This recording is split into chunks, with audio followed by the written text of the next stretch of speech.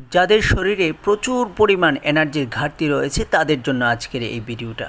এই ভিডিওতে আমি আপনাদেরকে জানিয়ে দেব কিভাবে এনার্জি শরীরে যোগাতে হয়, কোথায় থেকে আপনারা এনার্জি শরীরে যোগাবেন, কোন ফ্রুট খাইলে আপনার সবচাইতে বেশি এনার্জি আসবে শরীরে, সেইটাই আমি আপনাদেরকে জানিয়ে দেব।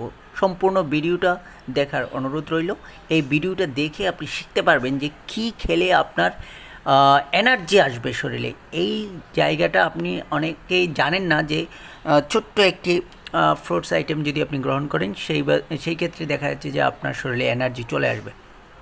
আমি বলতে চাই যে অন্যান্য ফ্রুটস আইটেম আপনি যেমন বানানা, আপেল, মাল্টা, কমলা, নানান রকমের ফ্রুটস আইটেম আছে, খেজুর টেজুর আছে, হাবিজাবি যত রকমের ফ্রুটস আইটেমের এটা হচ্ছে সবচাইতে অন্যতম ফ্রুট, সেটা হচ্ছে ছোলা।